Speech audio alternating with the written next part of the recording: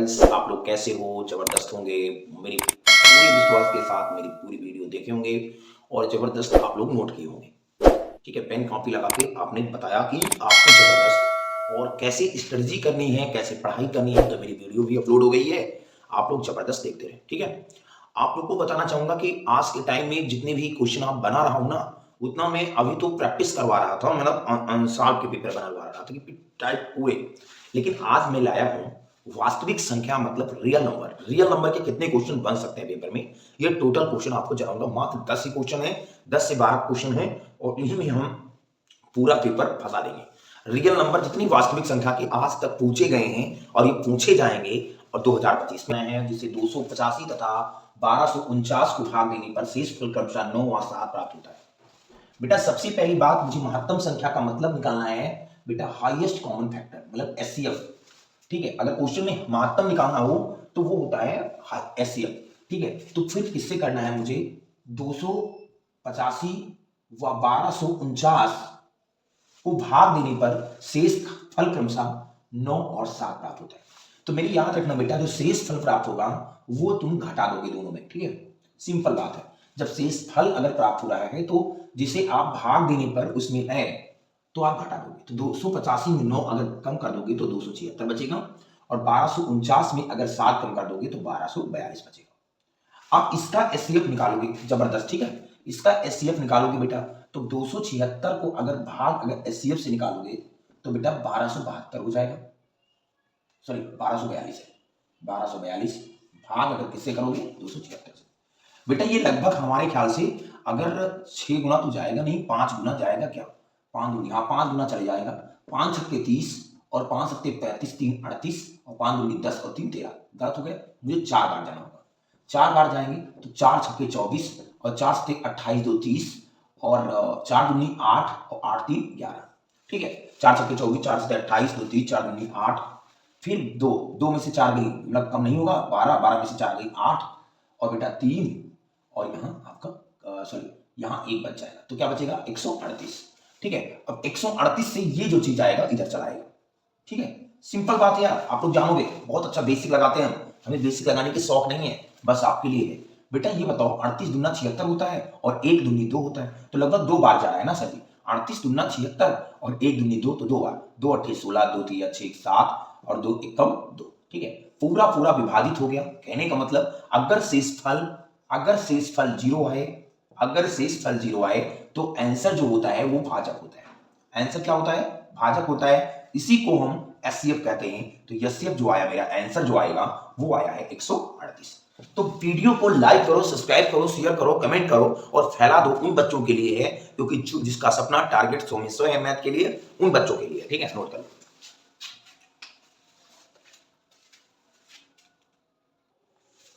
देखो मैं एक दावा कर रहा था कि रियल नंबर के टोटल जितने टाइप के बन रहे क्वेश्चन ना, मैं टोटल बताऊंगा।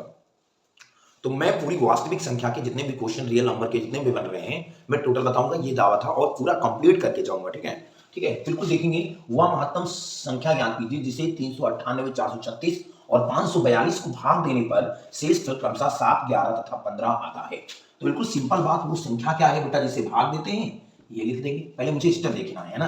पहले संख्या है 398 और बेटा 436, फिर 542 और शेष फल क्रमशः जो आता है वो आता है 7, 11 और 15। जिस शेष फल आए उसको मैं माइनस कर दूंगा। ठीक है, सिंपल बात है बेटा। 398 में अगर 7 सब्ट्रैक्ट करेंगे तो 391 आएगा। बेटा 436 में अगर सब्ट्रैक्ट जो शेष फल आता है ना बेटा, उनको मैं घटा देता हूं। ठीक है, सिंपल बात है बेटा। इनको 425 बचेगा, 542 में इनको बचेगा 527, है ना भाई, 527 तो 42। ठीक है, अब सिंपल बात, मुझे क्या करना है, मुझे एचसीएफ ही निकालना है, मुझे महत्तम समापवर्तक ही निकालना है। तो महत्तम समापवर्तक मन का, अगर मेरा मन इनको न माने किसी से भाग दे सकते हो। ठीक है बेटा, भाजक आपको पता होगा कि भाजक जो लिखते हैं इधर लिखते हैं। ठीक है, और भाज्य जो लिखते हैं वो बीच में लिखते हैं और जो आपका भागफल आता है इधर लिखते हैं। ये बात पता होनी चाहिए यार। अब जो शेष फल आएगा, शेष फल जो आएगा वो नीचे आएगा। अगर शेष फल 0 आएगा तो हमारा आंसर भाजक होगा। ठीक है, सिंपल बात है। तो सबसे पहली बात मुझे क्या करना है, देखना है इससे छोटी संख्या क्या है। 391 को अगर हम 391 को अगर 425 से भाग देने हम, तो कितना बचे? बिल्कुल बताओ। 391 का नम 391, ठीक है, 5 में से 1 गई 4 और 12 में से 9 गए 3, आपका ये बचा। ठीक है, अब ये 391 जो चलाएगा बेटा वो इधर चलाएगा। ठीक है, अब कितनी बार जाएगा? आप कितनी बार जाएगा बेटा ये बताओ। आपको 10 बार जाएगा तब भी क्या होगा? 10 बार जाएगा, 10 बार जा सकता है, 11 बार भी जा सकता है। ठीक है, 11 बार। तो बेटा 34 दामा 340 और 34 इकन्नम 34, 4 3 7 और ये बेटा आपका जो जाएगा वो आएगा 374। ठीक है, अब कितना बचेगा बेटा? 17 नहीं बचेगा, 17 बचेगा। अब ये चीज इधर चलाएगा। बेटा सबसे छोटी संख्या मुझे लेनी होगी, सबसे छोटी संख्या इसमें ये है और इससे बड़ी संख्या से भाग करना होगा। ठीक है, 17 गुना कितना हो गया? 34। बेटा शेष फल कितना आया? मेरा 0 आया। अगर शेष फल 0 आए तो हमारा आंसर क्या आता है? यही मेरा एचसीएफ हो जाएगा। तो यही मेरा क्या हो जाएगा? एचसीएफ हो जाएगा।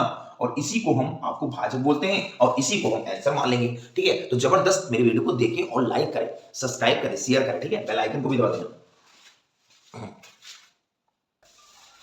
देखो ये बिल्कुल है संख्या 96 व 404 का अभाज्य गुणनखंड विधि द्वारा एचसीएफ तथा एलसीएम ज्ञात करना है।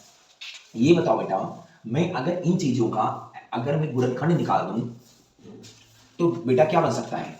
2 दूनी 4 दूनी, हाँ 2 दूनी 4 दूनी 8 दूनी 16, 16 16 दूना 32, 32 तैया कितना होता है? 96।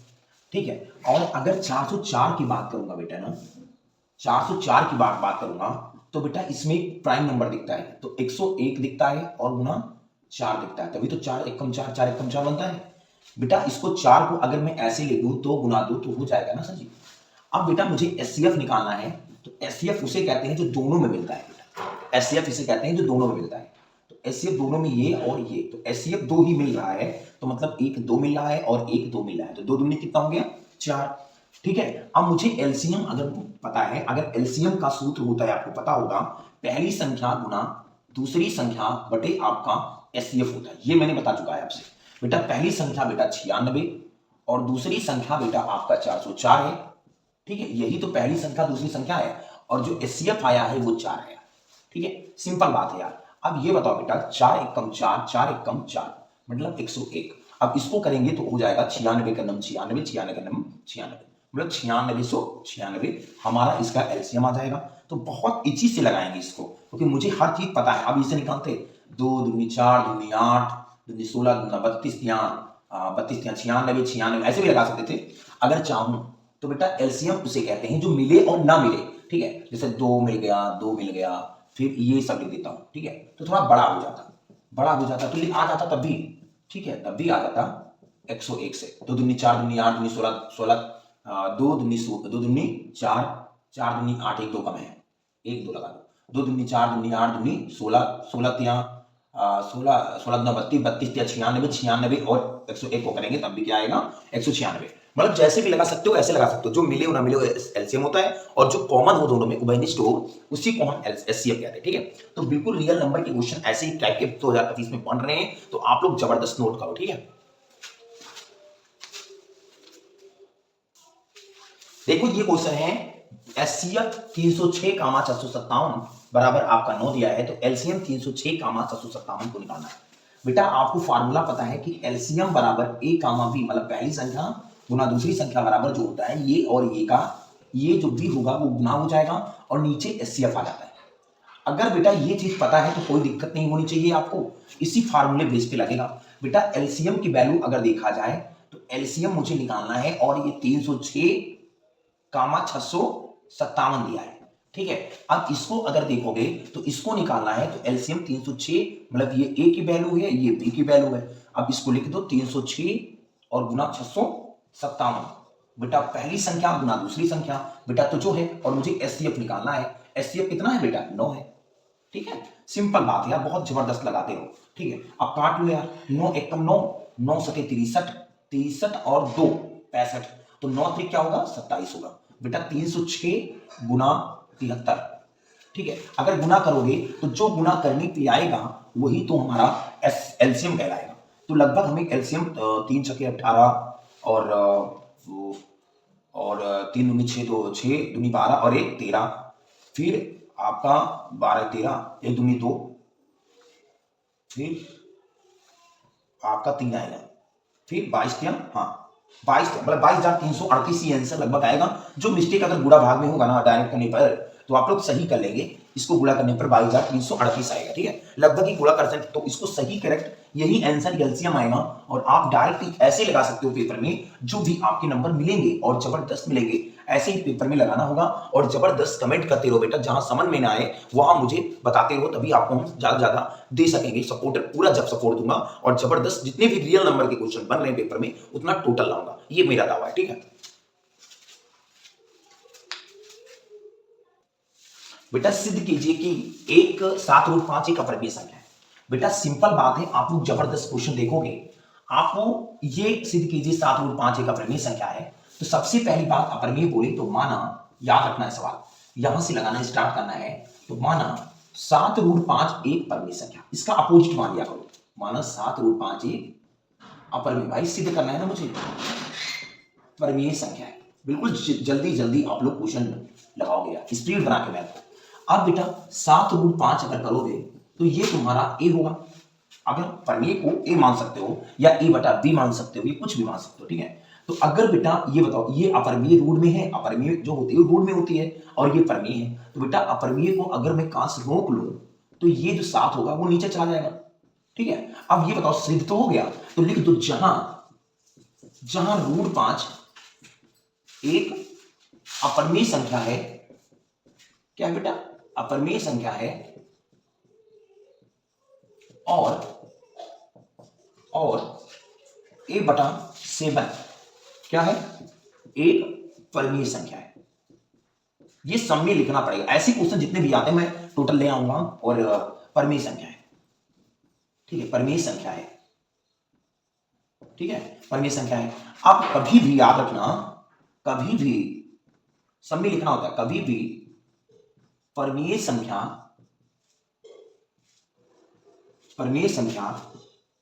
और अपरिमेय संख्या बराबर नहीं हो सकती, बराबर नहीं हो सकती। मतलब कहने का मतलब √5 नॉट इक्वल a/7, ठीक है। तो भैया बराबर नहीं हो सकती, इसलिए क्या है, इसलिए मतलब कि आप विरोधाभास के कारण ऐसे लिख सकते हो, 7√5 क्या है, एक अपरिमेय संख्या है। इतनी चीज मुझे लिखना होता है बेटा, और इससे हमारा वैल्यू सिद्ध हो जाती है। तो ऐसे 3 क्वेश्चन बन रहे हैं पेपर में, और 3 क्वेश्चन आपके पेपर में 3 टाइप्स के बन रहे होंगे। अगर जिस तरीके से बन रहे हैं उस तरीके से रियल नंबर जितने भी दावा किया हूं मैं टोटल पढ़ाऊंगा, ठीक है, नोट करना।